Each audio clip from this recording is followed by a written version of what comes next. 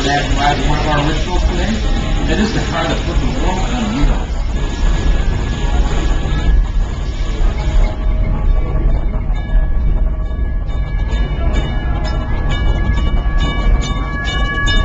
Farm number coming up 2 years, Ford Farm, built in 1861 in what is now Dearborn, Michigan. Henry Ford was born on this farm July 30th, 1863. Henry stayed with his family here until he was about 16 years of age, went off and founded the Ford Motor Company in June of 1903.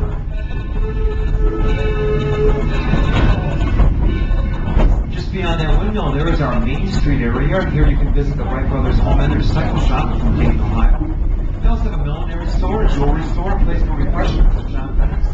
These storefronts and a few others combined to make our Main Street, but just like you think of small town Main Street in the country about the year 1900. Folks, we have a series of dramatic performances occurring throughout the village today. Check the map that you had. Came in this morning. There's different times for these performances. Some of the performances include Return of the Kitty Hawk at the Wright Brothers Hall. There's a Gershwin review at Town Hall. And Edison's Light Fantastic at the Pacific.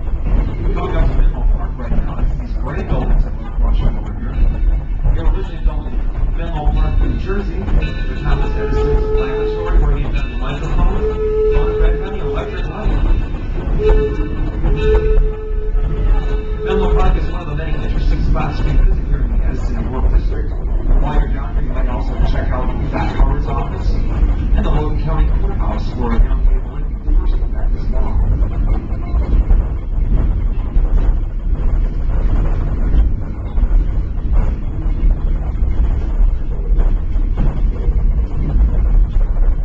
Yellow house across the road here that we're approaching is the Sarah Jordan boarding house. I'm happy to announce that the boarding house is open again. It was involved in a fire earlier this year.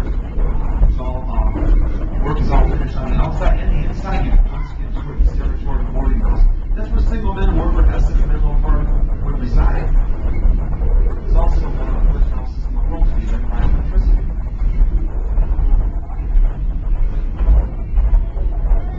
Coming in this weekend here at Greenfield Village is the Ragtime Festival. We're celebrating Ragtime Music Festival Saturday and Sunday. Special late hours this Saturday. We're open until 9 o'clock. I believe the train is running all that time too, so not bad.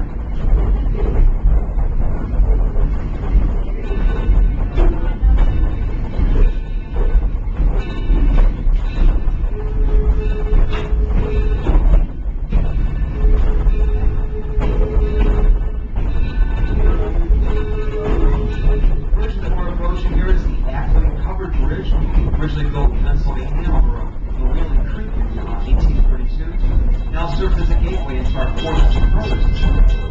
Fortune Brothers is a collection of famous historic American homes and buildings. We have the home of Noah Webster, also Robert Frost. There's an authentic plantation home and a farmhouse that predates the American Revolution. If you'd like to get out and visit some of these homes or just walk around some of these gardens here, it's an amazing place. Most of the homes have historic presenters that would love to give you the story of the house itself and the people who live there. The station that we're approaching here, Susquehanna, would be a good place to disembark from the train if you want to visit some of these homes, buildings. We'll be in Susquehanna shortly. You want to remain seated when we come to a complete stop here, and the platform will be on the left side of the car. If you're out leaving, you want to check about your belongings, make sure your purses, camera bags, your wristband, your handstand, or your tickets back on board all day. We do operate till 5 o'clock this afternoon. A couple of spots for lunch out here. Mrs. Fisher's Southern Cooking to the left. Across the field, Cotswold Cottages are serving English-style tea. Both begin at 11 o'clock. Mrs. Fisher's is open till 3, and the Cotswolds till 4 o'clock this afternoon. I should add weather permitting at the Cotswolds, but I think it's going to be just fine all day. Please remain seated with no complete stop here.